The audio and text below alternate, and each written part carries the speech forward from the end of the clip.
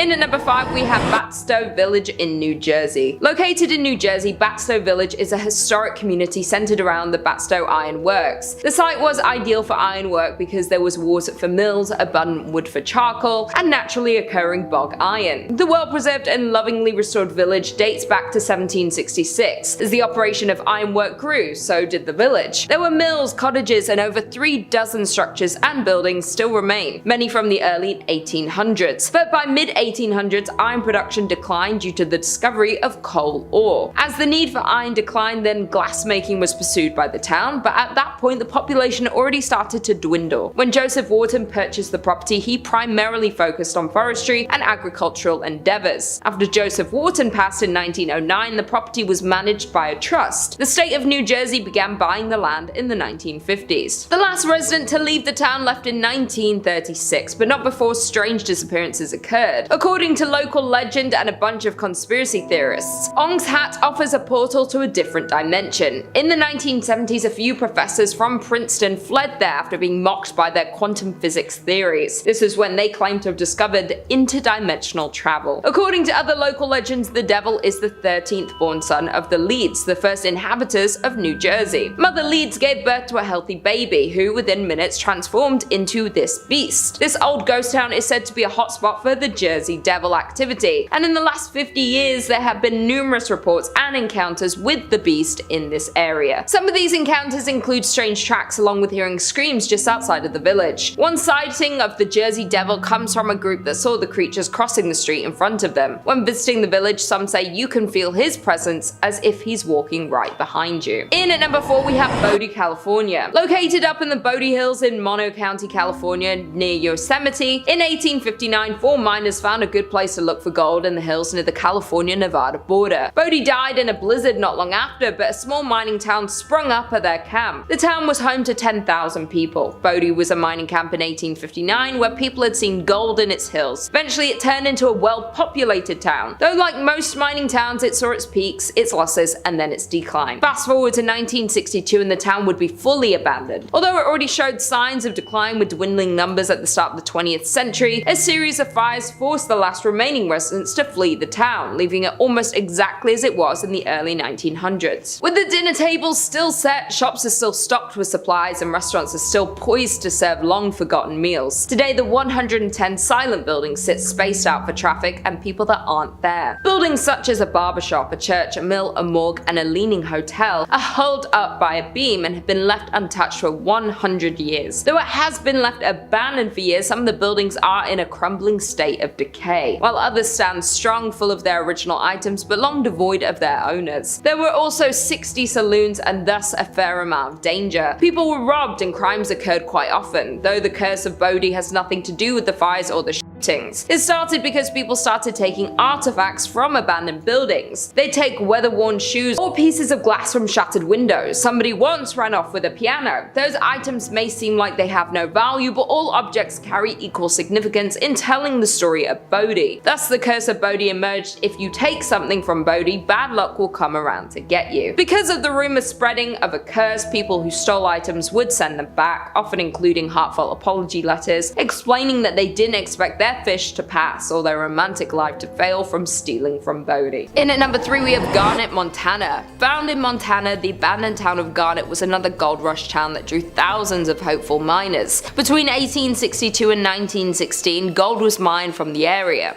During the peak of the town, it had hotels, saloons, schools, and stores in the midst of the town's biggest years. A 1912 fire burned down half of the town, and what was lost was not rebuilt. Many of the remaining structures were in poor condition even when they were lived in and regularly visited. This marked the decline of the town, as after 1917 the mine began to offer less and less, and by the time of World War I the town was almost fully abandoned. Garnett is perhaps the best preserved coast town in the state of Montana. There are plenty of people who believe the abandoned buildings are still home to some of the residents who once lived there. Some visitors have reported hearing laughter and music coming from Kelly's Saloon, which is the most common occurrence. I quote, "We didn't experience anything bordering on the supernatural during our visit, but we we did find the beautifully preserved artifacts to be windows into Garnett's incredible past. Coming in at number 2 we have Jerome, Arizona. Located in Arizona, you will find the ghost town of Jerome. Once a copper mining town, Jerome was the 3rd largest town in the early 1900s. Its streets were filled with 37 saloons, 13 bordellos, and a meager 4 churches in 1917, and again in 1926 after a mine blast damaged the original. A series of ill-fated events at this site would almost lead one to call it cursed. When the Great Depression hit, conditions in the town took a sharp downturn. Plagued with man-made disasters and poor fortune, Jerome's population gradually dwindled from thousands to somewhere between 20 to 50 residents. Finally, in 1950, the town was abandoned for good. A number of visitors have recounted other mysterious sightings. Visual apparitions range from human-shaped figures that roam the halls and stairways of the old hotel to a friendly animal that is said to scratch and meow at the doors. Additionally, one of the town's most well-known ghosts is said to lurk at the town's community center. Formerly called Lawrence Memorial Hall, the building is more often familiarly termed Spook Hall due to several strange happenings. With all the other apparitions wandering about this historic town, the cemetery, of course, known as the most haunted place in the whole town. Visitors here have made numerous reports of dark figures moving about, the sound of ethereal footsteps, and the sounds of distant voices. The old cemetery includes graves dating from 1897 to 1942. And finally, in at number 1 we have Cerro Gordo, California. Cerro Gordo is a ghost town located in Death Valley and is considered one of the best abandoned places in California. Cerro Gordo means fat hills in Spanish. It was named this for the vast amount of silver it contained. By the end of 1869, the city flourished and became well known for its promising business. By 1871, Cerro Gordo was well established as a mining town. The American Hotel was completed that year, as were several other permanent structures, a general store, restaurants, and saloons. At its height, the town had 5,000 residents. In 1875, Cerro Gordo suffered a series of setbacks, necessitating the shutdown of its furnaces. These problems resulted from a scarcity of ore in the mine, which had lasted for several months, and the temporary drying up of its water supply. In addition, by late 1876, a fire accident happened through some of the mine buildings and the union shaft, and the furnaces were closed the following February due to the disaster. A more lethal blow was dealt by falling lead and silver prices, effectively ending this era of activity at Cerro Gordo. Because of all the tragedy that occurred in Cerro Gordo, there's been multiple paranormal investigations held at the grounds of the abandoned town. While the new owner of the town was purchasing it, he was warned that they might have some visitors hanging around, and by visitors they meant spirits. One of the now owner's ghost stories goes along the lines of, as he was walking toward the bunkhouse, he looked at the window, the curtain pulled to the side and a little face poked out. Under the assumption that the contractors were staying in the bunkhouse, he asked when they were leaving, and he was told that they're gone for 2 weeks. So a little uneasy, he locked up the door and went for a hike. By the time he got back, the kitchen light was on, even with the lock still on the door. Coming in at number 5 we have Goldfield, Arizona. Being deemed as one of Arizona's most haunted places, we have the town of Goldfield. Founded in 1893, Goldfield was a promising land for gold mining. The town grew rapidly, gaining 1,500 residents during its first year. The space was quick to build businesses including stores, a blacksmith, a butcher, a brewery, and 3 saloons. Though the town of Goldfield met its fall just as quickly as it was built up. After 5 short years, the gold ran out and people began to dwindle, eventually leaving it fully abandoned, securing its ghost town status. Being classified as a ghost town doesn't necessarily mean a place is haunted by ghosts, but this is not the case for the Goldfield ghost town. There's plenty of documentation and investigations that point to Goldfield being a paranormal active ground. It is known that a mysterious figure lurks within the shadows of the Goldfield ghost town, Bordello. It is unclear who this spirit would have been in life, yet it is commonly believed he was once a miner who lived in the town. Unexplainable knocks and bangs are heard in the building, and some unfortunate visitors have been scratched. This activity is attributed to a dark character who's usually seen wearing a cowboy hat. Just on the horizon of the Goldfield ghost town sits a landscape made ominous by its name and the legend surrounding it. The Superstition Mountains are cloaked in mystery and at the center of many fables, making them notorious among the paranormal community. The Superstition Mountains carry many secrets, the most famous being the location of a supposed deposit of gold and riches in the Lost Dutchman's gold mine. A curse has kept this treasure safe since the days of Goldfield's mining boom. Many have set out to locate these riches, and many have returned empty-handed or found only death. Countless adventurers have perished in the Arizona heat pursuing this chase. Their ghosts are said to now haunt the mountainside. Other secrets of the mountain have people believing that the hill is a place where evil spirits hid and told stories of a devil that lived behind the mountain. There's also a rumored apparition of a hugely tall skeleton named the Borrego Phantom, which appears to those exploring the mountain after dark. Another layer of creepiness is added to the mountain by the local legend that reptile-looking people surface there after dark. All of these creepy mysteries are summed up pretty nicely in the Superstition Mountain's name. In at number 4 we have Glen Rio, New Mexico. Found on the state border of Texas and New Mexico lies the town of Glen Rio. Founded in 1901, it was a town where wheat and cattle farmers settled and grew a community. Being divided between two states made for some unusual customs in Glen Rio. The mail would arrive at a train depot on the Texas side, but would have to be transported to the post office on the New Mexico side. The Texas side was part of a dry county, so all the bars were on the New Mexico side. Because the gasoline tax was higher in New Mexico, all the service stations were on the Texas side. By 1920, Glen Rio had a hotel, a hardware store, and a land office, as well as several grocery stores, service stations, and cafes. Though Glen Rio's permanent population never rose above 30 people, the town survived with its tourist-based businesses catering to the many travelers along Route 66. By 1985, only 2 residents remained in the small town, and the Texas post office was the only business open. It too has long since closed. Other buildings have overgrown sites, missing windows, or debris surrounding them.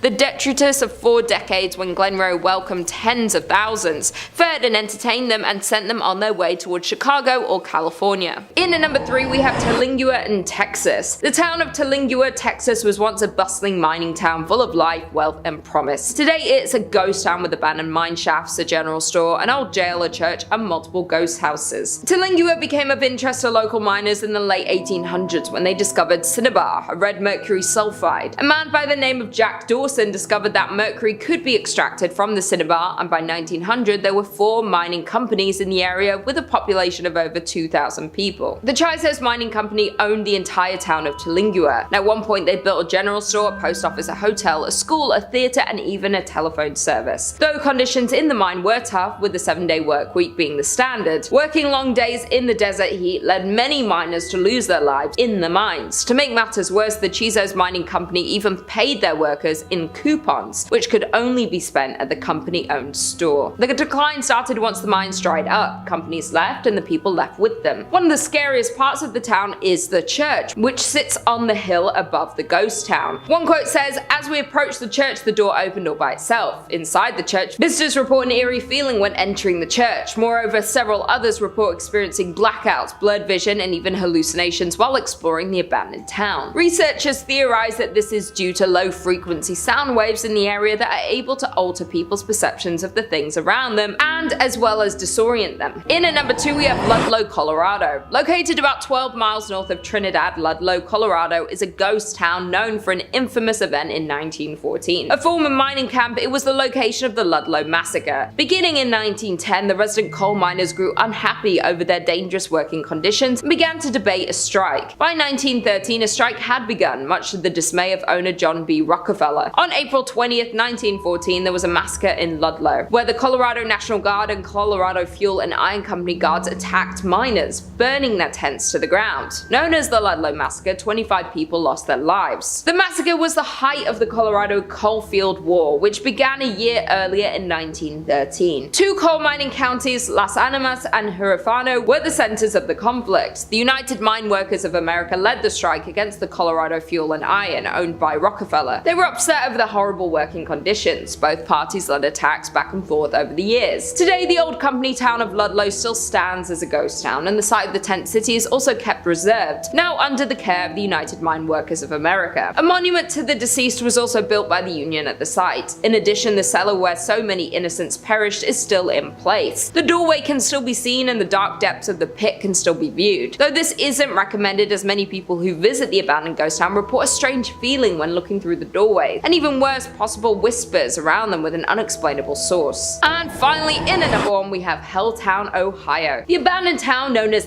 Helltown can be found in the Cuyahoga Valley in Ohio. There sits an eerie, deserted town known by locals to be haunted. No people live in the area anymore, though there are still remnants of the lives of former residents left behind. The whole town is surrounded by hazardous roads that seemingly lead to nowhere. Locals believe this was done to confuse any wandering explorers. But the Helltown Church seems to have inspired the town's ominous name. The tiny white church is in the center of Helltown and is central to all local theories. Some say the church was a place of worship for practicing Satanists who still lurk around the closed-off roads, hoping to recruit unwelcome visitors. Others believe the town was evacuated after a chemical spill that resulted in bizarre mutations of the residents and animal population. The legend of the Peninsula Python stems from this theory. There even sits an abandoned school bus in the town with legends of its own. The story goes that the bus was carrying a group of high school students who were going to one of the ski resorts near Boston when an elderly woman flagged down the bus. She was in a panicked state and explained that there was a young boy in her house who was seriously hurt. The bus driver, in an attempt to help, turned down her driveway and drove into the woods, hoping to help the boy. When the bus approached the house, Satan worshippers swarmed it and sacrificed all those on board. The bus sat back there for over 30 years, standing as a warning to all who decide to venture into Helltown. A local paranormal investigator set out to research the abandoned town, and to his surprise, what he discovered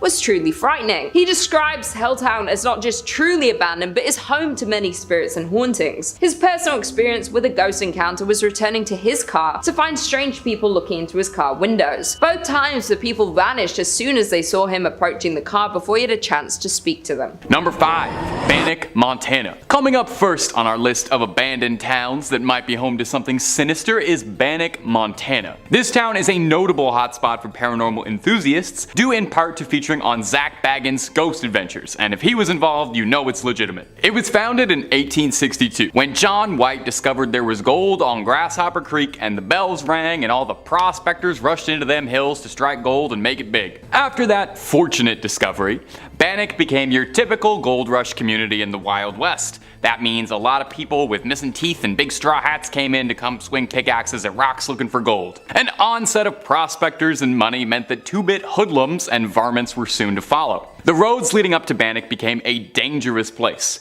where holdups, robberies, and all kinds of high noon trouble became common. It became infamous as one of the most dangerous parts of Montana. The route leading into it had more robberies than any other stagecoach route in the country at the time. And the wildest thing about this already pretty Wild West tale is that the leader of the outlaws that had been raiding the stagecoaches on Bannack was Bannack's own sheriff. That is incredible. That's an M. Night Shyamalan twist. Certainly explains why they were able to get away with it for so long. Now, with such a storied and troubled history of violence surrounding the town, is it any wonder that it's speculation that it's haunted? By the late 1860s, Bannack's gold rush began to fade, and it started to lose importance as a mining community to bigger things like Virginia City. While there were still people living in it all the way up until the 1950s, its trade diminished greatly. Less gold, less money, less people, less crime, fortunately enough, but less of a community. Eventually, the last few residents were displaced and the town would be converted into a state park. You can visit the decaying town now, kept preserved as if people should live there but don't. In a way, Bannack is much like these lives of all those prospectors and hopefuls, cut short tragically, existing now just as a spooky memory of a different time. And if you're looking for more spooky stories, well, Top 5 Scary has all of that and then some. We've got a little bit of everything that freaks you out. Aliens, cryptids, ghosts, goblins, conspiracies. If it's spooky, we've got a video or two on it. So hit subscribe, make sure you hit that bell, and don't miss a single scream out of us. But hey, do that at the end of this video, okay? I got way more ghost towns coming up for you.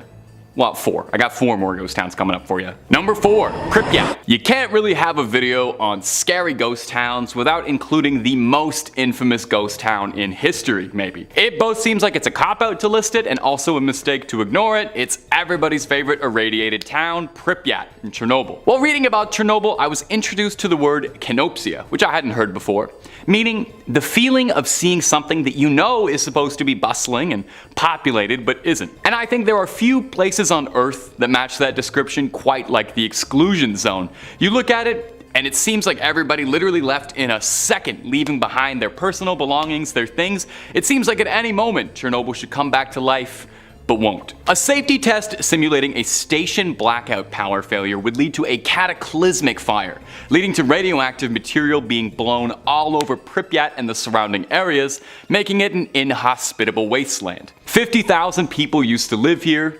Now it's a ghost town. Yeah, that line is from Call of Duty. I did steal that. Now Chernobyl, despite the fact that it is literally an irradiated wasteland straight out of the movies, is an above average popular site for tourists and would-be stalkers who want to explore around the exclusion zone for fun. I kind of understand it. I think I'd want to stand around, look around a bit, take it all in, and then immediately get out of there and go to a doctor. I'm not sure I'd spend too much time there personally. Now, as one might imagine, visiting the zone isn't as simple as walking on in and buying a ticket. For starters, the country is kind of busy right now, so not really the best time. But if you were to go, you're advised strongly to go with a guide or someone who knows the area very well due to how dangerous and unknown everything is out there. Avoid touching anything unnecessary, vegetation, or the wild dogs that roam the streets. They're very cute, but their fur is just a little bit too irradiated for me. You gotta wear boots, a mask, and an outfit that covers as much as possible to avoid any dust. You're asked not to enter buildings without approval, since some of them are so degraded that they could collapse under you at any second like the worst game of Jenga. It's kinda hard to look at stuff of Chernobyl and not feel like a pit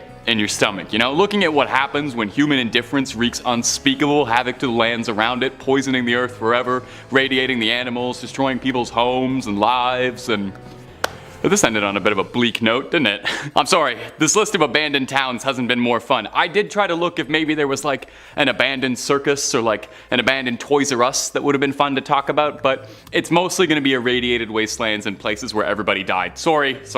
In at number 3, we have Nevada City in Montana. Miners settled in Nevada City in 1963, along with establishing their homes and businesses in this new town. Located in southwestern Montana, the town is 1.5 miles from Virginia City. The town was thriving up until 1876 when the gold miners moved to other promising sites. In 1896, the Connery Placer Mining Company destroyed most of the city's buildings. The company dredged the gulch and later abandoned it, leaving heavy wooden barges. This abandoned town being haunted is old news, as the Nevada City Hotel is reported to be frequented by the apparition of a road agent who lost their life nearby, according to online sources. Visitors have also reported hearing footsteps in the hallways and seeing shadowy figures standing behind their reflections in mirrors. Additionally, the spirit of an older cowboy figure who never speaks but lurks in the hotel rooms and even sits at the bar in the Virginia City. Back when the hotel operated, guests also complained of a weeping woman, always in the same room, only to be told there was no guest in the room in question. In at number 2, we have Custer, Idaho. The mining town of Custer was born in 1879 by gold miners looking for their next gold hotspot. Prospectors discovered gold in what would become known as the Yankee Fork area of central Idaho in 1867. The area was worked on a small scale for more than a decade before the discovery of General Custer Mine. The General Custer Mining Company closed in 1888 and the district experienced a sharp decline. In 1899, the town of Custer has 5 saloons, 3 stores, a hotel and 3 boarding houses, but the town never established even one church.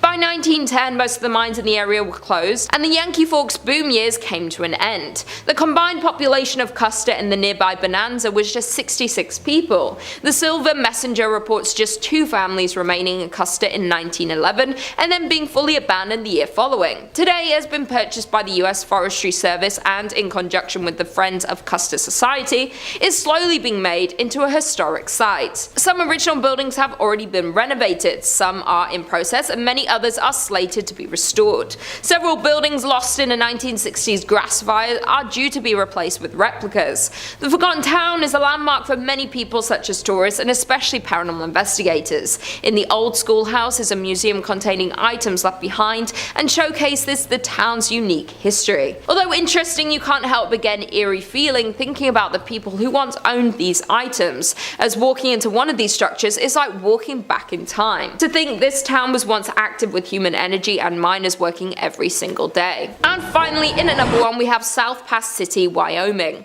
Only about 10 miles north of the Oregon Trail is the shell of a town that used to be a busy gold mining camp. Established in a small valley along the banks of Willow Creek, the town was born in 1867. The town was built there because gold was discovered in the Wind River Mountains. By 1868, South Pass City boasted over 250 buildings, 1,000 people, and hundreds of claims. The town was extremely busy as its half-a-mile-long main street boasted numerous hotels, restaurants, general stores, 2 newspapers, doctors, a bowling alley, and dozens of saloons. The mining district continued to grow to as many as 3,000 residents. Miners looking for investors and newspapers promoting further settlement in the area exaggerated the region's amount of gold. But for South Pass City, its great success wouldn't last, and just 2 years after its establishment would begin to show its first signs of declining. Hitting a fall in early 1869, the town resurged briefly after outsider capital was poured into the area, but would fall again as expenses and hardships to recover the gold proved too costly for most miners. By 1872, the town was only occupied by only a few hundred people. In the end, South Pass would become a permanent ghost town. By 1949, the last of the pioneer families had moved on from South Pass City, and the buildings had fallen into disrepair. The grounds of the old town are known to be haunted, and Highway 287 that follows the route of the Oregon Trail over South Pass, which is the reason South Pass City ever existed, has had its fair share of ghost sightings. According to a local ghost story, a woman was driving home from a long day in Denver. Her friend had fallen asleep in the passenger seat. After passing through Jeffrey City, the driver spotted a dark, hunched figure walking toward the road in the sagebrush. About a half-mile later, she saw the same figure closer to the road. She noted his pig coat as he became clearer. About a half-mile later, still thinking about this man and his surprising reappearance, she reached over to wake her friend and request she take a turn driving. As her friend awoke, she saw the same man at the edge of the road, just crossing the white line onto the highway next to the car. Screaming, they accelerated away and compared descriptions. It was certainly the same man. In 5th place, we have Isla de las Muñecas, Mexico. Decided to kick off today by being an overachiever. This is an entire abandoned island. The island of the dolls in Mexico is like something straight out of a horror movie, but my kind of horror movie. Located on Texuelo Lake, it is home to hundreds of hanging, slowly decaying dolls, thanks to a man named Don Julian Santana. Over 50 years ago, Don Santana left his wife and child and moved onto an island on Texuelo Lake in the Exocamilicos canals. According to him, a young girl actually drowned in the lake in the 1950s, and Don Julian Santana devoted his life to honoring this lost soul by collecting and hanging up dolls by the hundreds. Eventually, he transformed the entire island into a doll-infested wonderland. Now, he began collecting lost dolls from the canals and the trash near his island home. He's also said to have traded produce he grew to locals for more dolls. Don didn't really clean up the dolls or attempt to fix them, but he rather put them up with missing eyes and limbs, covered in dirt, and generally in whatever ramshackle state he found them in. Even when dolls arrived in good shape, the wind and weather turned them into cracked and distorted versions of themselves. Don also kept his cabin filled with the dolls, which he dressed in headdresses, sunglasses, and other various accessories. Despite the fact that most people found the island frightening, Don saw the dolls as beautiful protectors, and he welcomed visitors, whom he would, show around, charging a small fee for taking photos. In 2001, Don Santana was found drowned in the same area in which he believed that small child had passed away. According to legend, the dolls in the island are haunted by the spirits of the dead girl, and perhaps even by Don himself. Okay, who wants to go on a road trip with me? Anyone? Oh, thanks.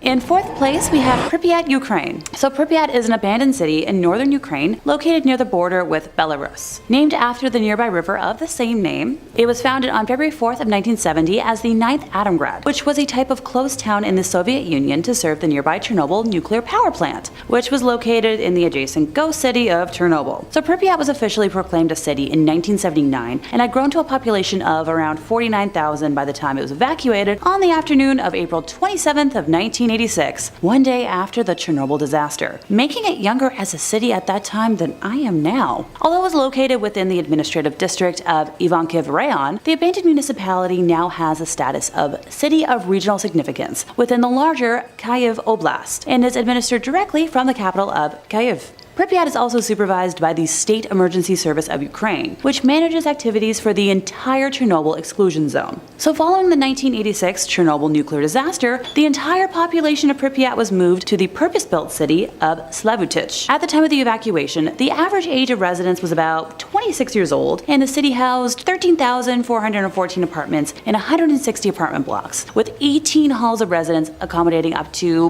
let's say, 7,600 single males or females, and 8 halls of residence for married couples. In terms of education, there were 15 kindergartens and elementary schools for 4,980 children, each with their own nickname, and 5 secondary schools for about 6,000 students. In 2019, it was announced that folks could start visiting the affected areas if certain health and safety procedures were followed, but I don't feel like visiting a radiation-affected city is high up on my bucket list at this point in time. Number 3. Centralia, Pennsylvania. Coming up next on this list of spooky ghost towns is going to be Centralia in Pennsylvania. Now, as far as ghost towns go, Centralia's got a bit of the Hollywood bug, serving as the inspiration for the titular town in the 2006 horror flick Silent Hill. Now, as a Silent Hill mega fan, I feel the need to point out the video game version isn't based on this town, but it is mostly based on Kindergarten Cop. Look that up, it's a weird thing, but the school in Silent Hill, school in Kindergarten Cop, I don't know. Now, Centralia, back to this one, was a once flourishing community wrecked by a coal mine fire that destroyed the town, leaving only fog and ash raining over the skies. In 1962, a fire started in a landfill and spread to the coal tunnels that lay deep beneath the city,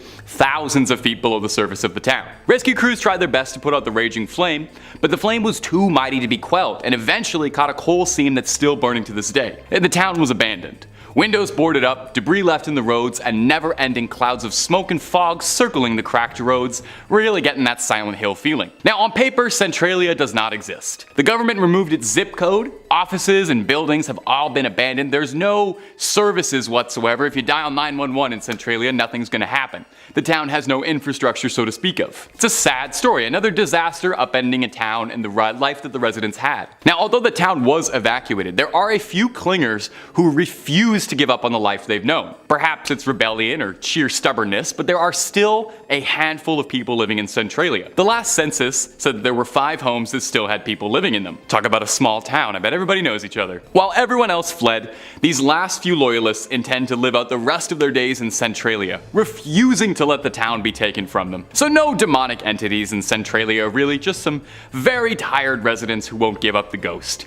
If you ever visit, make sure to be nice, okay? I feel like they've been through a lot. Number 2, Varosha, Cyprus. Coming up next on our list is going to be Varosha in Cyprus. Once a shining playground for the glitzy and glamorous, this paradisal resort in the Mediterranean was a popular spot for the celebrities of yesteryear in the 1970s to get away from it all and put their feet up and stop worrying about the daily stresses of having a lot of money and being a movie star. That kind of lifestyle's taxing. The suburbs enjoyed a thriving tourist economy, with the golden sands and beachfront hotels being a force in enticing people to come. Of course, fame is fleeting and nothing in this world lasts forever, like celebrity resort towns. In 1974, Turkey would invade Cyprus and occupy the north in a response to a Greek nationalist-led coup. So the 15,000 people that lived in Varosha all up and fled the city in terror, leaving everything behind as it stood. Unfortunately, years of political strife and controversies in the area kept Varosha's residents from ever returning to their homes,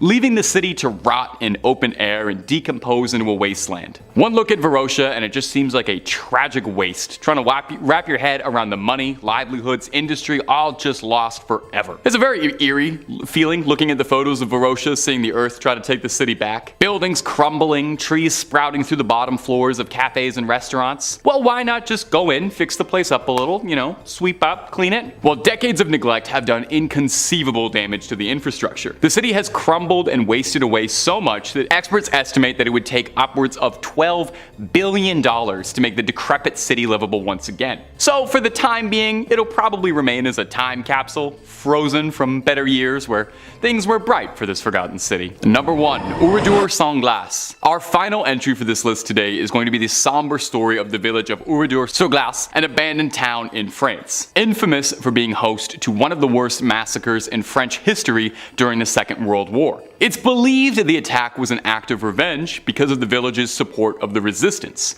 So as retaliation, German soldiers rounded up 642 residents and killed them, and burned the houses to the ground. Some were fired at, while others were locked in a church that was burned. The only people from the village who managed to survive the horror were those that played possum and fled out into surrounding forests after the invading soldiers had all left. After the war had ended, nearby there was a new Oradour sur Glace built nearby, but the original village, what's left of it at least, was ordered to be left untouched by President Charles de Gaulle, who insisted the village must be left standing as a monument to honor the dead who had been wrongfully taken too early. So, not quite a ghost town in the sense that there's stories of hauntings or chills through the night, but haunting in a certain sense, definitely. Number 5. Round Valley, New Jersey. Small town life has its charms.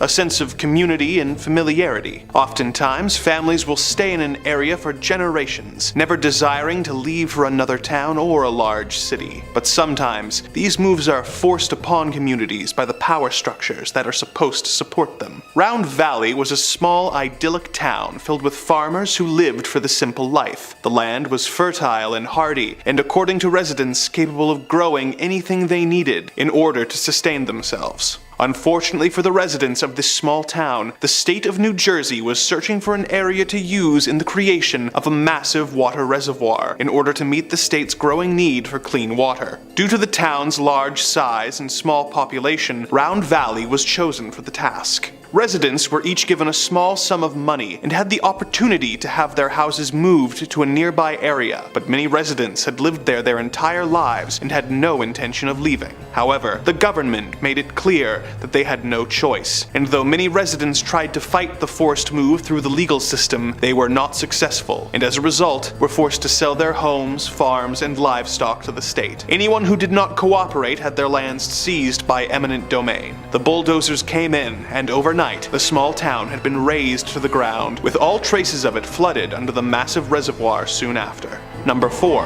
Pompeii. Next we have our oldest and most famous entry, the ancient city of Pompeii. The city of Pompeii was founded around the year 450 BC in Italy on the coast of the Gulf of Naples. It survived for hundreds of years, with control being passed from the Greeks to the Samnites and falling under Roman control. Its location near the water meant that their economy was heavily reliant on trade with Provence and Spain. The town flourished during its life, having grown to a population of 20,000 people by the year 79 AD. Unfortunately, the city of Pompeii fell under the shadow of a volcano called Mount Vesuvius. Pompeii had suffered 2 earthquakes in the years leading up to the disaster, but little did the city folk know that these were just the precursor to Mount Vesuvius erupting in autumn of 79 AD. When the volcano went off, it spewed out a cloud of ash and pumice 30 kilometers into the air. The people of the city began evacuating, with the majority of the town being able to escape within the first day. The people who stayed behind were not so lucky, as the eruption entered its second phase, and the volcano began releasing hot molten rock, which engulfed the city under 6 feet of lava. The heat of the city reached a staggering level, causing even those who managed to get to shelter to die of heat exposure, being cooked alive in their homes. The eruption continued for the entire day, and when it was over, the survivors who had evacuated just one day before discovered that their town and the remaining people living there had disappeared, being completely buried under 20 feet of tephra. The site was slowly uncovered by both thieves and archaeologists over the next few centuries, with tales of the city that disappeared capturing the public interest ever since. In third place, time to visit the Bodie State Historic Park. So formerly a genuine gold mining town, located east of the Sierra Nevada mountain range in Mono County, California, and now a national landmark, it is known as one of the best preserved ghost towns in the world. It is named after W.S. Bodie, first name unknown, but rumored to be either William or Waterman,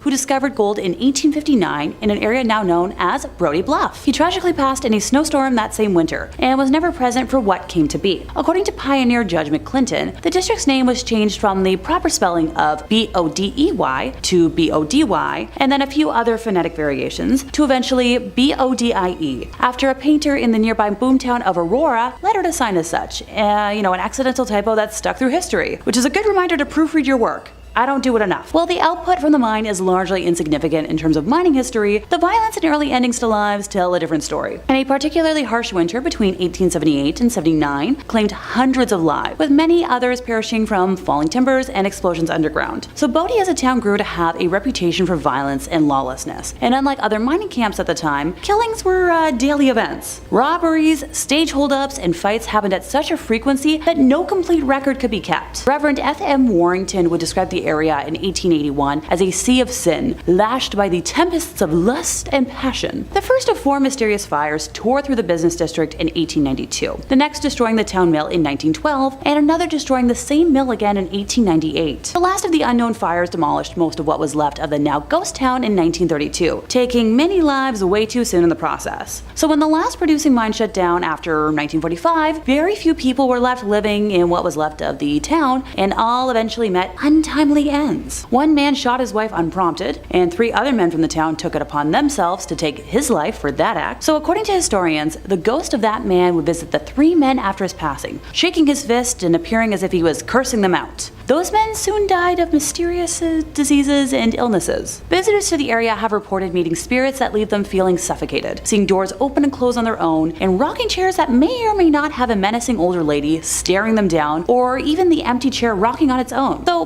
Bodie might be a bit of a tourist destination nowadays, but if you remove anything from the land, I'm talking like a pebble, you'll be cursed with remorse and tragedy. The park keeps a logbook of all letters and items returned to them, with each thief writing an apology note to Bodie for what was taken. The curse is upheld by the ghosts of residents past who guard against thieves and protect the town's treasures. Okay, so kleptos, steer clear or be cursed. In second place, we have the island of Poveglia.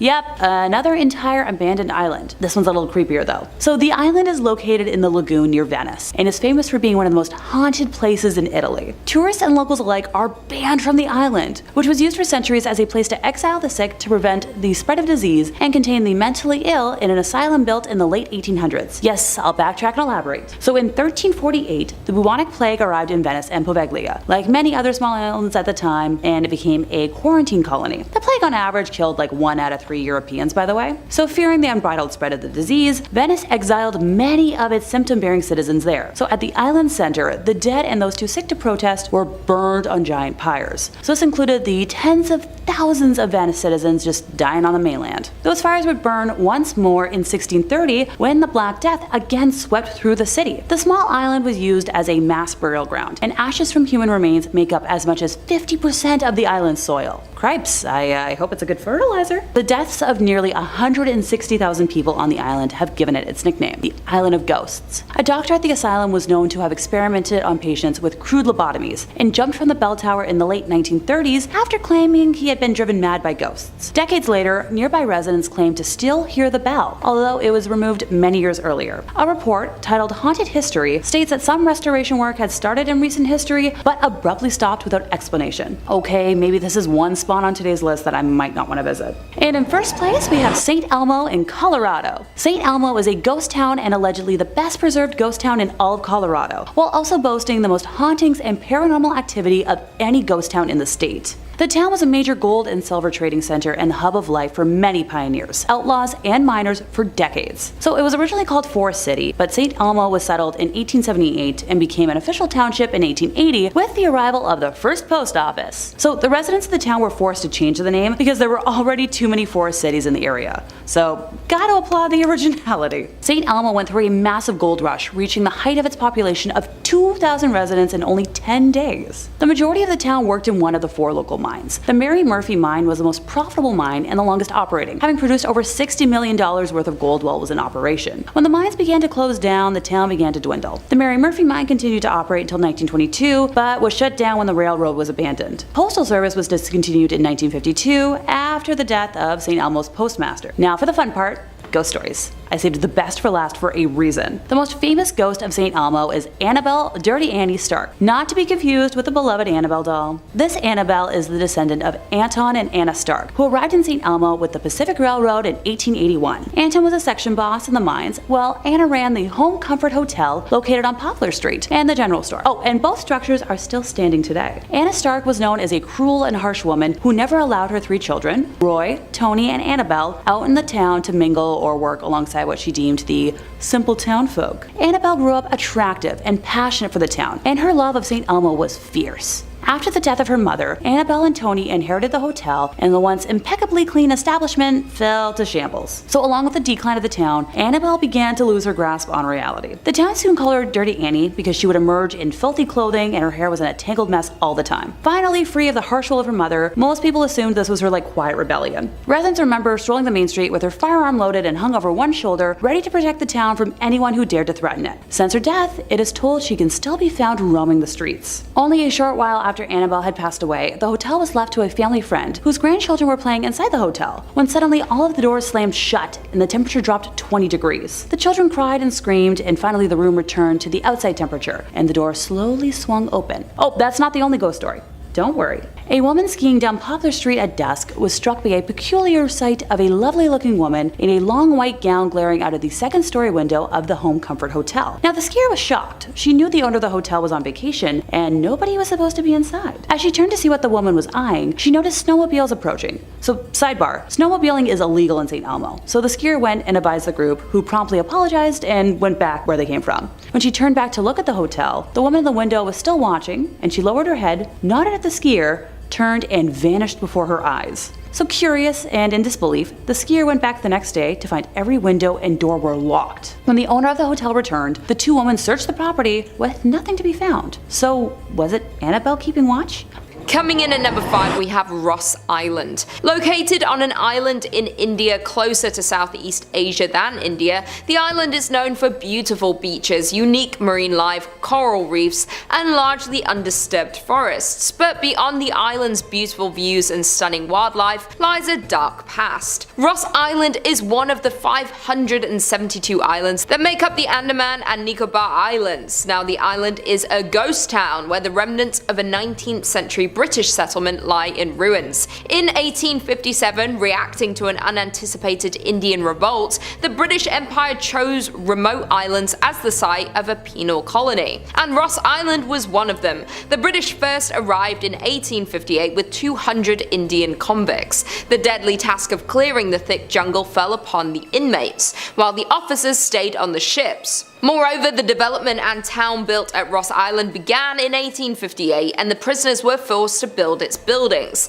The island was transformed to resemble a British town, with houses, offices, clubhouses, bakeries, stores, churches, and everything else that the British would not miss when they were away from home. The British ruled Ross Island for more than 80 years, up until nature was against the development. In 1941, a gigantic earthquake affected the island and left the town on the island completely ruined. The British thought rebuilding the town would not be worth it, and overnight left the island in complete ruins. Abandoned in the 1940s, the island is now being reclaimed by nature. Homes, a massive church, ballrooms, and even a graveyard all are in varying stages of decomposition, being taken over by an unyielding forest. In at number 4, we have Tulingua, Texas. Near the Mexican border, you'll find the town of Tulingua, Texas. In the 1800s, it was discovered that the area in which Tulingua was built was plentiful in cinnabar, a red mercury sulfide, from which mercury can be extracted. This caused an influx of miners to the area, but it wasn't until Jack Dawson's discovery and production of the area's first mercury in 1888 that it drew a population of 2,000,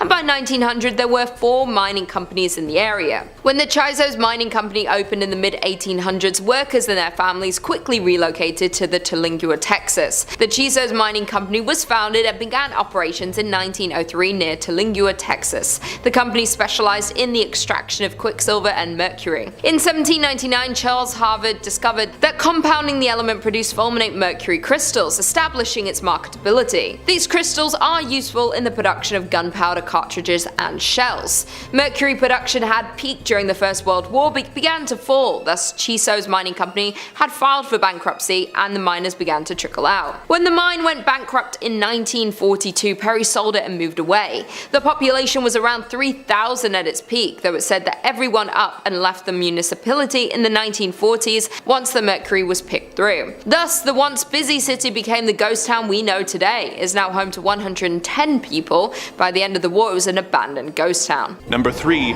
Frank, Alberta. In the Canadian province of Alberta, there is a mountain that the indigenous Blackfoot people call the mountain that moves. They refused to ever camp under its shadow, but that didn't stop the American entrepreneur Henry Frank from setting up a mining town there in 1901. The village of Frank boomed for the next few years that followed as its miners took huge amounts of coal from Turtle Mountain. Little did they know that the mining efforts on the mountain, combined with the natural erosion that had been occurring on its peak, would soon cause disaster. On April 23, 1903, in the early morning hours, a section of limestone broke off the top of the mountain, causing a landslide. The 121 million tons of rock fell at a rate of 70 miles per hour, meaning that it only took about a minute and a half to bury the nearby town. Almost 100 of the townspeople were killed in the rock slide, many not even having had time to wake up from the massive rumbling that preceded the arrival of their limestone tomb. The men working the night shift in the mine were trapped inside by the landslide, with the air becoming more toxic by the second. After hours of struggling to dig their way out of the mine's sealed entrance, they discovered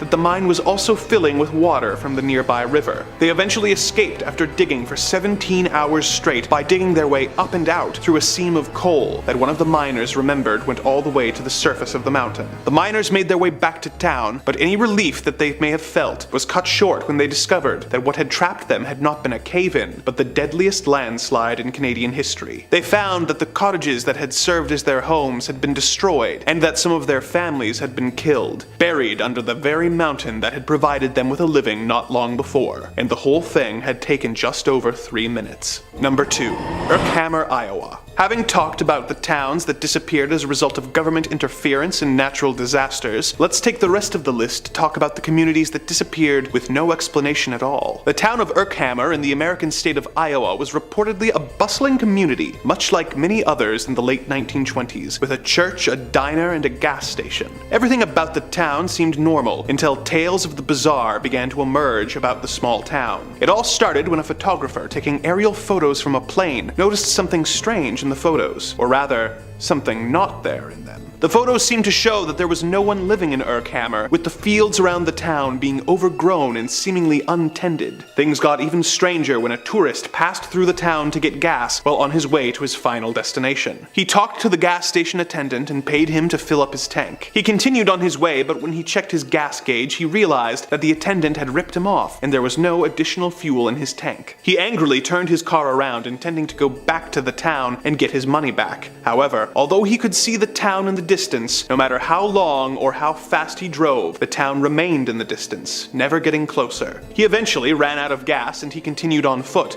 but was unable to reach the town. Later reports from people driving past the town claimed that the once bustling community seemed completely abandoned, with rows and rows of houses sitting seemingly unoccupied. Others even reported that they visited the town to try and get supplies during the Dust Bowl of 1932, and found themselves unable to enter the buildings as they had become intangible and they simply passed through them. They went to nearby law enforcement who went to check out the strange town, but the entire town had disappeared by the time they got there, leaving only an empty and overgrown field in its place. Number 1. The New City Complex in New Jersey, USA. Proving the age-old adage that nothing good ever happens in Jersey is our next entry. When the city of Newark Water and Reservoir Plant opened, this small town was built in order to house the workers who ran the plant. Things seemed to be going off without a hitch until 1992, when it was discovered that the town had very suddenly been abandoned. There was no trace of any break-ins, and all the house's possessions had remained undisturbed. No luggage or clothes seemed to be missing from the citizens' closets, so it seemed as if everyone had simply vanished. This was further driven home by the empty homes with half-eaten plates of dinner left out on the tables. Where did these people go? Did they leave of their own volition, or were they forced to? If they left of their own free will, why didn't they leave any word of where they had gone? Why did they leave all their worldly belongings behind? We may never know the answer. There are many theories about the fate of the townsfolk. One of the more interesting of them is that a stranger moved to town, and though he seemed normal at first, he was anything but. The story goes that over the next few months, strange and unexplained phenomena took place, with the townsfolk seeing mysterious figures standing on the streets, watching their houses during the night, and pets starting to disappear without a trace. According to this theory, the stranger was a leader of a cult, and using his influence over the cult members, he had all the inhabitants of the small town brought into his basement to be sacrificed. Whatever the actual reason is, the various houses and buildings of the New City Complex remain empty and rotting to this day. In at number 5 we have St. Elmo, Colorado. St. Elmo, Colorado was a former gold mining camp in Chaffee Country. Today it is one of the best preserved ghost towns in Colorado, as the entire district was placed on the National Register of Historic Places in 1979. The area was originally settled in 1878 and was made official in 1880, when gold and silver began to bring many people to the area. At one point the population reached more than 2,000 people. In 1881 the Denver, South Park and Pacific Railroad came through the area and a station was built in St. Elmo. From here the tracks continued to Romley, Hancock and through the historic Alpine Tunnel. St. Elmo was considered the main source of supplies arriving by train for the area settlers, and eventually several merchandise stores, 5 hotels, a telegraph office, a town hall, 5 restaurants, 2 sawmills, a schoolhouse, a weekly newspaper called The Mountaineer, and numerous saloons and dance halls filled the town. The miners worked at several mines throughout the area that were rich in silver, gold, copper and iron. In 1890 a fire destroyed the business section and the town was never entirely rebuilt. This was about the same time that St. Elmo's peaked in population with about 2,000 residents. Afterward many of the mines were depleted and many miners moved out of the area. More mines continued to fail in the ensuing years and the closure of the Alpine Tunnel in 1910. The state of the structures paired with depleting mines led many in the community in search of new, more prosperous mining towns to call home. The railroad continued to run until 1922 and it has been said that the rest of St. Elmo's population rode the last train out of town, never to return.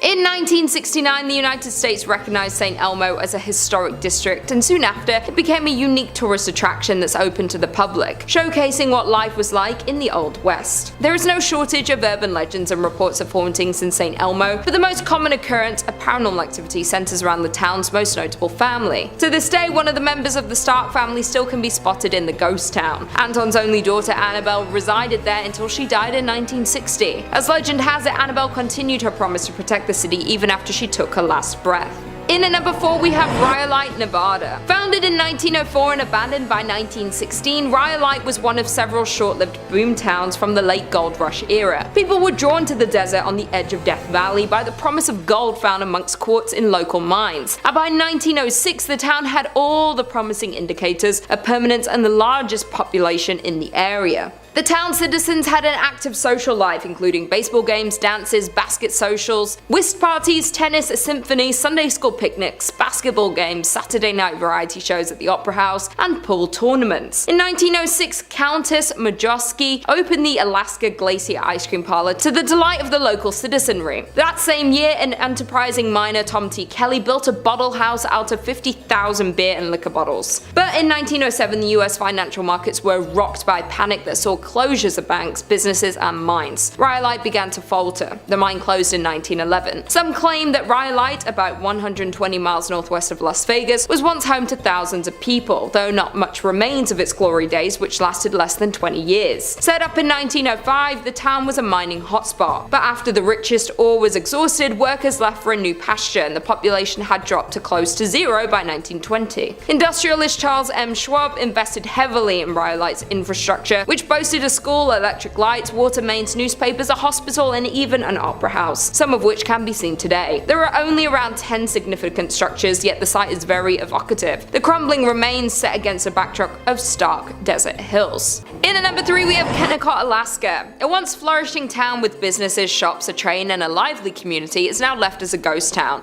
The town of Kennecott in Alaska was flooded with people after copper was discovered in 1900. After the discovery, a group of wealthy investors formed the Kennecott Copper Corporation to mine the mountains above the Kennecott and Root glaciers. In the 27 years the mine was in full operation, the company and town grew significantly in fortune and people, and at its peak Kennecott employed 600 people. But by 1938 the copper was mostly gone, the mine was shut down and the town was left abandoned. The town was abruptly abandoned by its citizens, leaving most of their possessions behind. Since the middle of the 1950s the place had been completely deserted, with the railroad discontinued service that same year. Reports of ghosts along the abandoned tracks of the Kennecott train have been claimed for decades, while other visitors report having seen old tombstones along the route of the tracks, though the gravestones then vanish by the time the visitors make their return trip. Others have reported hearing disembodied voices and phantom children laughing. Reportedly, a 1990s construction project were halted after workers were scared away by the creepy sounds and unexplainable events.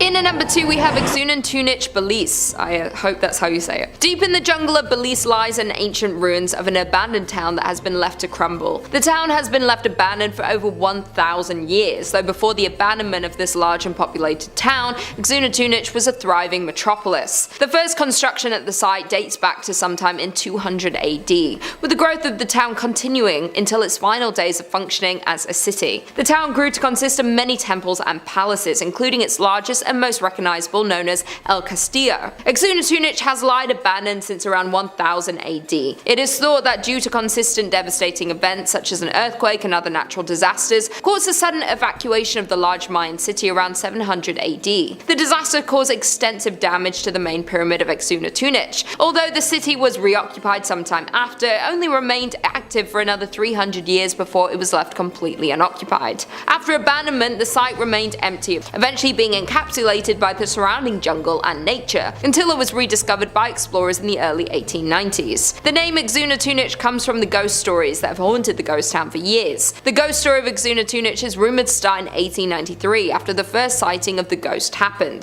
The first ghost sighting goes as one morning a man who was part of a research team working on the site saw what he described as a Mayan maiden ascending the staircase of the Exuna main pyramid. This vision caught him by surprise, so he continued to watch as the woman walked further up the stairs. Suddenly she stopped and turned to look at the man, where he was able to get a glimpse of her glowing red eyes that pierced his soul. She then turned to continue her climb to the top of the pyramid, where she would disappear amongst its stone columns. The shocked man quickly assembled a team to search for this woman, yet no trace of her was ever found. Since this sighting, countless more visitors have reported to also spot the ghostly maiden who haunts Exuna. She is always described to be ascending El Castillo's stairs. To this day, the sightings and reports from visitors continue. The ghost frequency is what gives Exuna its name, which translates to the Stone Lady in the Mayan language. Some believe that this Mayan maiden have formerly lived within the city many years ago. Others believe that she was a human sacrifice, trapped to relive her last moments of ascending to the top of the pyramid where her ritual would have been conducted. Then there are a few who believe her to be some sort of ancient godly spirit linked to the site and the Mayan culture. And finally, in at number 1 we have Calico, California. The ghost town of Calico can be found in California, midway between Barstow and Yermo. The beginning of the town started in 1875 and was built under the impression that there were prospects for silver in the Calico Mountains. But in the spring of 1883, many of the local miners left Calico when borax was discovered 3 miles east at Borate. Though Calico again boomed in 1884 as additional silver discoveries were made. Gaining a population of some 2,500, the town supported 24 saloons and gambling dives that never closed, as well as more establishments such as the church, public school, dance school, and a literary society, along with dozens of retail businesses. By the late 1800s, Calico was bustling with prospectors searching for their fortunes, and the Calico mining district became one of the richest in the state. Calico's final decline began when the price of silver fell in the 1890s, but the break production kept it alive, even through the panic of 1906. They tried to hold on, and borax for a time substituted for the shiny metal that had been Calico's fortune. Calico kept churning out valuable minerals until it finally exhausted its supply in the 1920s. Calico was soon abandoned and left to gradually decay in the desert sun until little remained, but in 1951 it was purchased by the Walter Knott, an ex-miner, and rebuilt as a modern ghost town. He restored the town to mostly how it was, in certain cases rebuilding some of the old structures as they were back in the 1880s. Considered one of the top haunted locations in California, Calico has its fair share of ghost stories, when one of the most active and known ghosts of the abandoned town is Lucy Lane. Lucy is often seen in a black lace dress walking back and forth between her home and store. Others have allegedly seen phantom school teachers and other residents who have been known to grab visitors' legs or pinch their ankles. Some visitors have also reported seeing a floating red light inside the buildings, while other visitors have reported extreme cold spots throughout the mine and an eerie feeling in various places of the town. Number 5 on this list is Pripyat, Ukraine. Once a growing and bustling Ukrainian city, Pripyat is now a shell of its former self and likely haunted. Located in northern Ukraine and about 90 kilometers from the capital of Kiev, the town used to have a community of 50,000 people. But in 1986, the Chernobyl power plant had a horrible disaster, and the nuclear fallout that ensued was catastrophic. The plant had 4 nuclear reactors, and on April 26, 1986, reactor number 4 blew up during a test. The Soviets were initially reluctant to make make the disaster public but had no choice when nuclear reactors 1,000 miles away in eastern Sweden began recording radiation levels 10 times higher than normal. Fire from the explosion had sent plumes of highly radioactive fallout across the USSR and Europe. Being just 2 kilometers away from the Chernobyl nuclear power plant, Pripyat and its residents was dangerously close to the nuclear fallout. The human body isn't made to withstand that level of radiation, and all areas near the blast had to be evacuated immediately. The town of Pripyat and all of its tens of thousands of residents was no exception. Decades have passed and this place has been eaten alive by time with no human intervention. With the horrible radiation fallout as well, who knows what sort of creatures are lurking here now. Its buildings have decayed and been partially reclaimed by the elements, and wild animals that roam through apartments people used to call home, sports complexes, and amusement parks. In the town post office, hundreds of letters from 1986 still sit waiting to be mailed. While radiation levels in Pripyat have dropped enough in recent years to allow former residents to make brief visits, scientists estimate that it could take several centuries before the town is once again safe for habitation. Number 4 on this list is Gukajima, Japan. Being 480 meters in length and 160 meters wide, this small island holds a lot of history and ghost stories. Just 15 kilometers from Nagasaki and in front of the Japanese coastline. In the late 1950s, the island had a population of over 5,200 people. The people that resided in the Gukajima island were mostly coal miners and their families. Since the island is so small, at its peak in population, it was once the most densely populated place on the planet, 9 times the population density of Tokyo. Now the island is left completely abandoned and is effectively crumbling to pieces. The coal mining facility was previously called Battleship Island because its buildings and seawall make it resemble a warship. As for the island's fate, it was abandoned in the 1970s when petroleum fuels made coal obsolete. But abandoned does not mean empty, because the ghosts of the past have taken over the island and its buildings. The buildings were built by Korean and Chinese prisoners who were forced to work here from 1930 to just after World War II. The conditions of these forced laborers were hard, and some never made it back home. The people who worked here named the island Jail Island, or even Hell Island. After the war, the Japanese came to the island to work here themselves. In 1974, the mines started to run out of coal and people left the island. Soon, the island's uninhabited parts were reclaimed by nature. The weather conditions started affecting the concrete and buildings started falling apart. Sometimes people camped out here, but that was a very dangerous thing to do. The government wanted to discourage people from going over on their own and therefore decided to make it open to the public. Even though tourists are allowed to visit the island today, the echoes of the past still linger here, especially in the minds of the relatives of those forced laborers that have been forced to work here and inside the crumbling buildings. Fishermen who sail near the island claim they have seen strange flickering lights in the buildings, even though the island has no electricity. Strange noises have been heard and cold spots have been felt. People say they had the sensation of being watched, and there are some claims of people that have been touched by unseen hands. Nowadays, people who have visited say the decaying settlement contains so many items from the 70s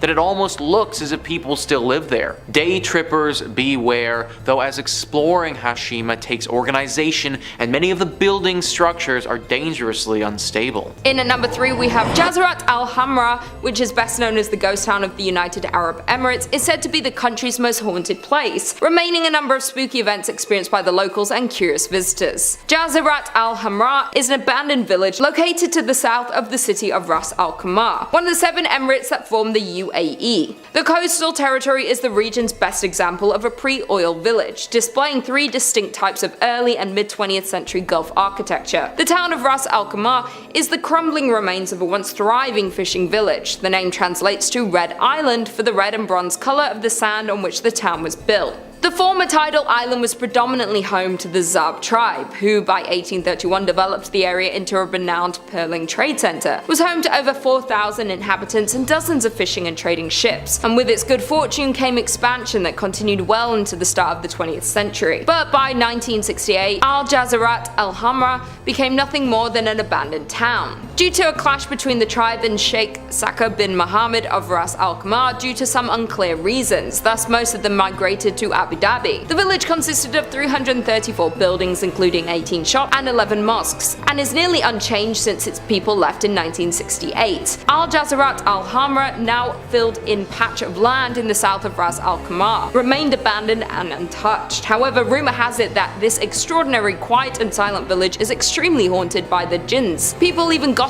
that they can hear the strange noise and disembodied voices near the beach of this ghost village. Many visitors also assert that they felt uneasy, like danger was lurking, waiting for them when they pressed on further into the haunted village. Some of them even claim to have reported seeing unexplainable handprints on the ruined pillars and walls and experienced many more paranormal things within this haunted ghost town. In at number 2 we have Pyramid in Norway. Some say that the Soviet town of Pyramid in Norway was abandoned overnight, and for a good reason. Located in Svalbard, an archipelago situated between Norway and the North Pole, Pyramiden can be reached by boat from about mid-May until the beginning of October, when waters bordering the town are free from sea ice. Established in the 17th century, the town was used as a base for whaling and walrus trapping. Though at the start of the 20th century the culture shifted to coal mining. At first Pyramiden was a sleepy place with hardly any residents at all, but after World War II the Soviets allocated more money to the town. They constructed dozens of new buildings, including a hospital, a recreation centre called the Cultural Palace, and a large cafeteria. In the 1980s the town's population reached its peak of more than 1,000 people, but not long due to the wake of the Soviet Union's dissolution the town would be left completely abandoned. As when the Soviet Union fell apart, mining stopped in Pyramiden and the miners had to leave. On March 31st, 1998 the last coal was extracted from the mine and the approximately 300 workers who still lived there began shipping out. The residents never returned, and today the town still stands much as it was when the last men departed. And finally, in at number 1 we have Batstow Village, New Jersey. There are around 28 known ghost towns in New Jersey, but this one has to be the most terrifying. Founded in 1766, the Batstow Village was built primarily to accommodate once prosperous ironworks. At the time, the site possessed 3 valuable resources: water for mills, abundant wood for charcoal, and naturally occurring bog iron. During the Revolutionary War, Batstow supplied the Continental Army with iron, while its remoteness protected it from British attack. In 1784, Batstow was bought by William Richard, whose family owned and operated the ironworks for 92 years. Following the discovery of coal and ore in Pennsylvania, in the 1840s the iron industry began to dwindle in the Batstow village. Nervous they were going to run out of business, the Richards family exploited another abundant local resource, sand, to make glass. But in 1874 a house fire spread and destroyed the glass making facilities, remaining furnaces, and 17 houses that were in the town. Due to the destruction of the glass facilities, the town of Batstow and the Richards family fell into bankruptcy. The Richards and many of the villagers moved away after the accident, leaving the site silent. In 1876 the property, along with huge tracts of land around it, was purchased by industrialist and businessman Joseph Wharton, with the plan of reinventing the declining town into an agricultural, foresting and cranberry farm. But after his death in 1909 the land was held by a trust until purchased by the state in 1954 to form the Wharton State Forest. The state's plan for the town was to restore its 50-room mansion as well as to rebuild the dam that was located on the lake, though the efforts to reinvent Batstow weren't enough to save it from its inevitable end. As when the state of New Jersey bought the village with a plan of improving it, the residents didn't see a future in the town, so they all left it, with roots that can be traced back to 1766 and the last remaining resident leaving in 1989. There are more than 40 structures still standing in the historic town, including a charcoal kiln, carriage houses, stables, ice and milk houses, a blacksmith, general store, gristmill, and a wheelwright shop, though they are all left untouched since the last residents left in 1989. Coming in at number 5 we have Bodie, California. Located up in the Bodie Hills in Mono County, California near Yosemite, in 1859 4 miners found a good place to look for gold in the hills near the California-Nevada border. Bodie died in a blizzard not long after, but a small mining town sprung up at their camp. The town was home to 10,000 people.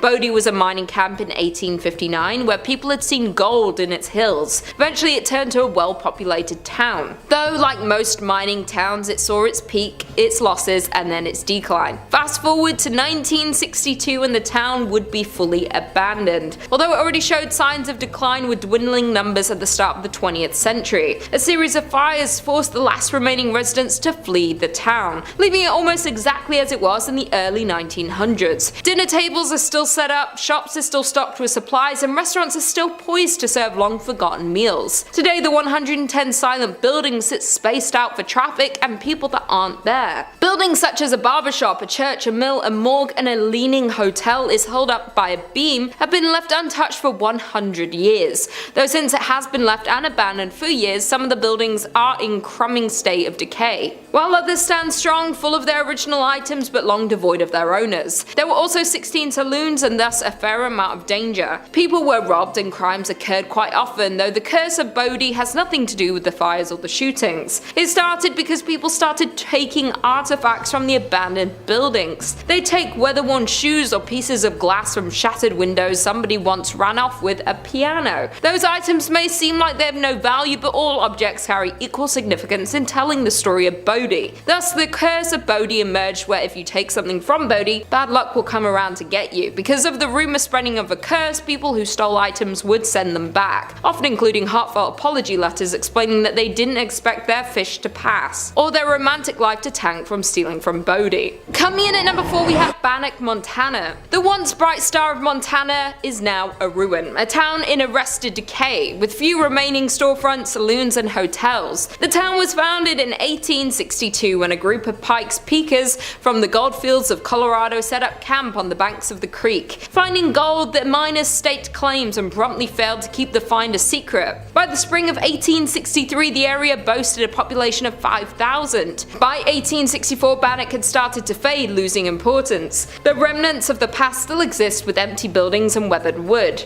Today, over 60 structures remain standing, most of which can be explored. The town is known as a site for paranormal activity. It is known that ghosts of the abandoned town walk the streets of Bannack. The most common ghost story, though, is the story of Dorothy Dunn. In August 1916, Dorothy Dunn, her cousin Fern, and a friend waded into a dredge pond and stepped into deep water, but none of the three knew how to swim. Luckily, a passerby was able to save both Fern and the friend, but Dorothy was not as lucky. Today, the site of the tragic drowning is referred to as Dorothy's Hole. Sometime after the accident, Bertie saw a ghost of her friend upstairs in the hotel of the town. She recognized Dorothy by her long blue dress. Although Bertie rarely discussed the sightings, other visitors began to report seeing the spirit of a young girl in a long blue dress in the window of the hotel. Others have reported cold spots, and some have reported trying to speak to the girl in a long blue dress. Bannack was filled with adult workers, crimies, murders, and of course the notorious sheriff and outlaw Henry Plummer, whose vast gang terrorized and robbed southwest Montana for years. Henry Plummer was handsome, well-dressed, and charismatic. He was also able to gain the trust of the area miners and was soon elected sheriff of the community. However, little did the citizens of Bannack know, but their new sheriff led a secret band of road agents called the Innocents, who began to terrorize the travelers between Bannack and Virginia City, robbing and ending more than 100 men over the next several months. Once caught for his terrible actions, Henry Plummer met his fatal end at the hands of the town's citizens. Today, many say that the ghost of Henry Plummer haunts this old settlement. Perhaps he wants to avenge his name. Number 3 on this list is Deception Island in Antarctica. Deception Island can be found just off the northwest Antarctic peninsula in the South Shetland Islands. The island itself is quite remote and can only be reached by ship. The island was once known for being the safest harbor in Antarctica and used as a sealing and whaling station, having interested Britain, Chile, and Argentina for a place of science and military, where Britain ended up using it as a military base, but not for long, as it was deserted when volcanic activity destroyed it in 1960. Today, Deception Island is a popular Antarctic tourism destination and a scientific outpost for summer research teams from Spain and Argentina. With a history rich in destruction and conflict, the horseshoe-shaped landmass can leave visitors with more than a touch of nostalgia and even the uneasy feeling that the island is true to its name, that something here is not as it seems. Since it's been abandoned, the island is known to be a paranormal active hotspot, as many of the ghosts of Deception Island are plain to see, with abandoned scientific research stations, airplane hangars, whaling operations, and military bases being scattered around the island. Many who have visited Deception Island have said they felt uncomfortable, as though they're not alone in more ways than one, with many visitors having heard strange voices seemingly coming out of nowhere. Others claim to have seen shadowy figures. Strange orbs of light are commonly seen there as well, only adding to the mystery and intrigue of such a place, with no immediate way to escape the island, making the risks of visiting the island and interacting with paranormal activity a little scarier. Number 4 on this list is Krakow, Italy. Even though the residents of Krakow, Italy are long gone, the town on the hill remains abandoned. Located atop a 1,300-foot cliff overlooking the river valley below, the town was founded in the 8th century. Krakow is only 40 kilometers inland from the Gulf of Taranto and a part of Italy's Basilicata region. The first written evidence of the town's existence shows that it was under the possession of a bishop named Arnaldo in 1060 AD. The town's oldest building, the tall Tor Normana, predates the bishop's documented ownership by 20 years. The city emptied due to various natural disasters. In 1963, the people of Krakow, Italy saw its first substantial landslide, though life went on and the town kept on expanding. Then another tragedy hit. In 1656, the Black Death began to spread, where hundreds died and the population dipped. Though the town lived on, in 1972 a flood made conditions even more precarious. Despite living conditions being harsh and dangerous, as well as numerous bandit raids, there were still many residents who refused to leave their beautiful city. Though in 1980 an earthquake caused the town to be abandoned in its entirety. Now Krakow is effectively a ghost town, reduced to nothing but ancient ruins for half a century. It's an eerie look at a once thriving village that's now known as a ghost town. The oldest part of Krakow, built on solid bedrock, still remains standing. As beautiful as Krakow is, the land and location have proven not suitable for habitation. From its rich tragic history and frozen in time as a medieval town, it's only safe to assume that the town is haunted by its past. And finally, number 1 on this list is Kennecott, Alaska. Built in 1903, the town of Kennecott was once bustling with people, full of workers who came to the town in search of wealth and work in the mines. There were businesses, shops, a train connection, and a lot of life. Then, in 1938, the town was abruptly abandoned by its citizens, leaving most of their possessions behind. Since the middle of the 1950s, the place has been completely deserted. In the Kennecott mines, it was not gold that people were digging for, like in so many other places, but copper. After copper was discovered in the area in 1900, a group of wealthy investors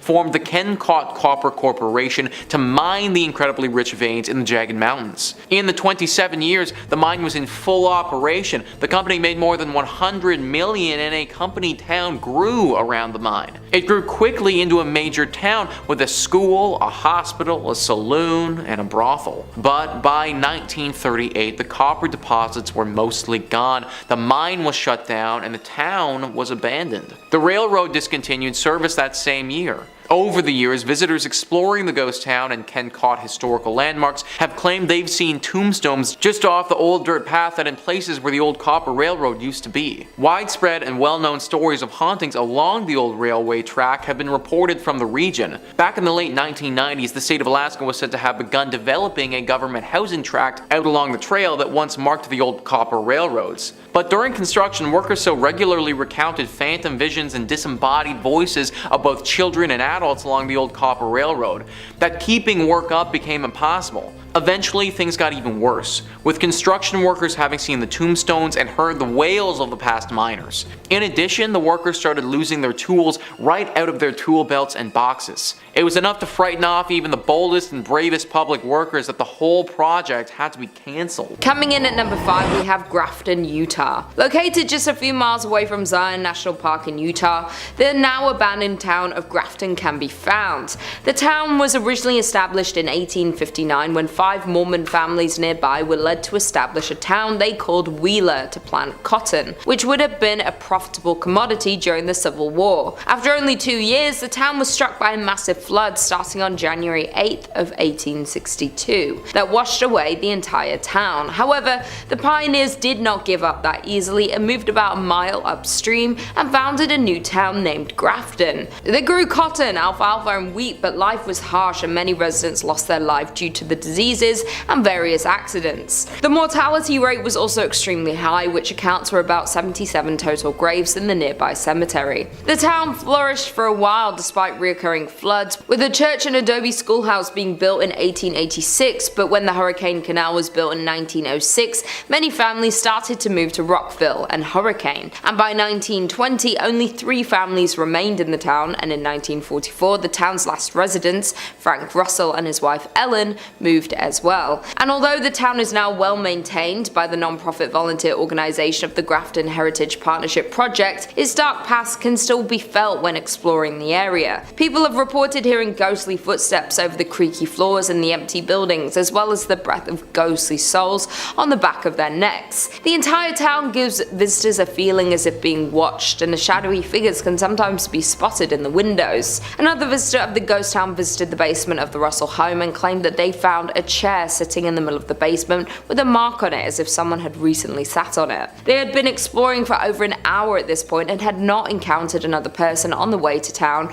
or the entire time they were there, but for some reason the print looked brand new, with not a single speck of dust on it. After filming for a few moments in the basement and recording into the silence, they felt a rush of air, as if someone had just walked past them, which scared them, and they decided it was time to leave. There are even rumours of skinwalkers lurking in the area. Even the cemetery itself has many reports of people hearing crying, laughing and chilling screams, especially late in the day and when it's overcast. Some people have even seen a woman in a dress with her hair in a bun walking around the cemetery sobbing, but when they approached her she disappeared into thin air. There is no doubt that there is definitely a very uncomfortable feeling while walking around the gravestones, which isn't surprising knowing the sad history of the people laid to rest there. In at number 4 we have Deadwood, South Dakota. The town of Deadwood is located in South Dakota and gained attraction in the gold rush of 1876. In 1875, a miner named John B. Pearson found gold in a narrow canyon in these northern Black Hills. This canyon became known as Deadwood Gulch because of many dead trees that lined the canyon walls at the time. Practically overnight, the tiny gold camp boomed into a town that played by its own rules that attracted outlaws, gamblers and gunslingers along with gold seekers. At its height, the city had a population of 5,000, attracting larger-than-life Old West figures back then. The business district comprised largely of saloons, dance halls, card parlors, and bodacious bordellos. They were all hungry for gold and did whatever they had to in order to get some. The business did whatever they could to serve the gold diggers, and sometimes that led to a little bit of conflict. Because of this, the now ghost town still lives with stories of its dead residents haunting present-day hotels and saloons. In 1876, Deadwood survived a smallpox epidemic that nearly wiped out the whole town. There were so many infected that multiple tents were erected to quarantine the stricken. In addition, it suffered 3 major fires. One devastating fire occurred on September 26, 1879, destroying more than 300 buildings and consuming the belongings of many inhabitants. Many numerous economic hardships also followed, pushing it to the verge of becoming another Old West ghost town. One of the most paranormally active sites in the ghost town is the Adam House. Built in 1892 after owner W.E. Adams had a stroke on the premises, his wife was so disturbed by the sounds of his ghost still walking around, rocking the rocking chairs and so forth, that she moved and left the house untouched, exactly as it was when he died. Now visitors and employees report having seen a rocking chair rock on its own, encountered a shadowy man standing at an upstairs window, and heard voices and footsteps in rooms throughout the house. In at number 3 we have Thurmond, West Virginia. The historic town of Thurmond, located in the heart of New River Gorge, was established by Captain William D. Thurmond in the 1880s. Captain Thurmond passed in 1910, but the town continued its growth. During its height in the 1920s, the town was flourishing with a number of businesses and facilities in the railway industry. Thurmond had 2 banks, 2 hotels, stores, a cinema and offices, yet after a series of setbacks, Thurmond soon went from boom to bust. A number of factors played a role in the town's slow decline. The first problem was the increased rail competition and the emergence of cars. Then in 1930, a fire that led to the closure of the biggest hotel in the town, the Dunglen Hotel, only furthered the decline. The final fate of the town was the Great Depression, and by 1950 Thurmond was a ghost town. Thurmond saw a small revival during World War II when coal was in high demand, but it was not enough. Afterward, the coal fields began to play out. Today Thurmond stands at just 5-person population, which is why it is nearly vacant ghost town, as the remaining residents either move on or pass away. The house and the land it sits on became the property of the National Park Service. Walking around Thurmond today is a sad reminder of the countless other boom towns which once thrived with human activity, but today are silent and forgotten. Many buildings have long since disappeared, either torn down or, as in the case of the well-loved hotel, burnt to the ground in suspicious circumstances. Many of the family homes lie in increasingly decaying condition, while some have disappeared altogether, leaving only behind a white picket fence and wildflowers which still blossom untended each year. The eerie atmosphere of Thurmond led many visitors to believe that this almost abandoned town is haunted. In at number 2 we have Cahaba Ghost Town. Alabama is home to many small towns. While some of these towns have very few residents, others are true ghost town because they've been completely abandoned. It's no secret that small abandoned towns give off an eerie vibe. As a matter of fact, one Alabama ghost town in particular that fits the bill is Old Cahaba. The small town of Old Cahaba is located in Dallas County. From 1820 to 1826, this small town served as Alabama's first state capital. Before the Civil War, Cahaba was a busy trade city located at the junction of the Alabama and Cahaba rivers. Over the years, floods and decay have affected this historical town. Thus, by 1900, the town was completely abandoned. Today, Old Cahaba is Alabama's most famous ghost town. Many buildings still stand, like the church, schoolhouse, and some houses. However, they have been left untouched for decades. You can still walk the streets of Cahaba and see the ruins and abandoned buildings, but make sure to keep your eyes peeled for the ghostly orbs that have been reported to appear in the garden maze at the home of C.C. Peggs. Additionally, many locals share similar ghost stories from the ghost town. While it's known that Cahaba is filled with paranormal activity,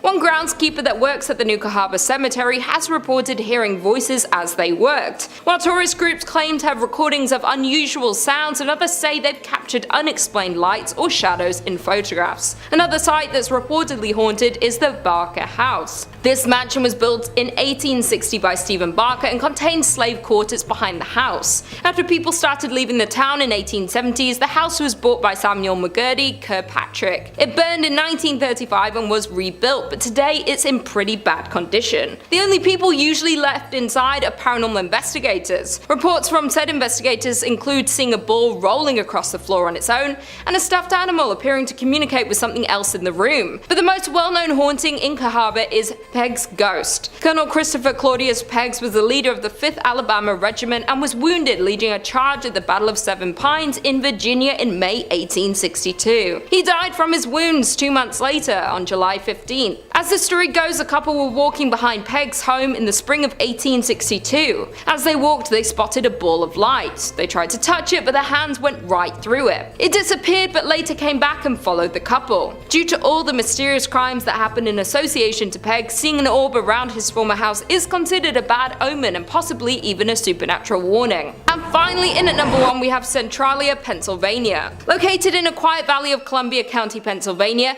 is one of the state's least likely and least publicized tourist attractions. Centralia, Pennsylvania, once thriving with 14 active coal mines and 2,500 residents in the early 20th century. But by the 1960s, its thriving business and population hit a decline, and most of its mines were abandoned. Still at that point, over 1,000 people still resided in the town, and Centralia was far from dying until a coal mine fire began below. In 1962, a fire started in a landfill and spread to the never-ending coal tunnels that miners dug thousands of feet below the surface. And despite repeated attempts to extinguish the flames, the fire still burns to this day. 20 years after the fire started, however, Centralia, Pennsylvania began to feel the effects of its underground fire, as residents started passing out in their homes from carbon monoxide poisoning. The trees began to die and the ground turned to ash. Roads and sidewalks began to buckle. But some residents didn't want to leave despite the health risks. And for the next 10 years, legal battles and personal arguments between neighbors became the norm. The local newspaper even published a weekly list of who was leaving. Finally, Pennsylvania invoked eminent domain in 1993, by which point only 63 residents remained. Officially, they became squatters in houses they had owned for decades. In 2013, the remaining residents, which were fewer than 10, won a settlement against the state. Each was awarded $349,500 and ownership of their properties until they die, at which point Pennsylvania will seize the land and finally demolish what structures remain.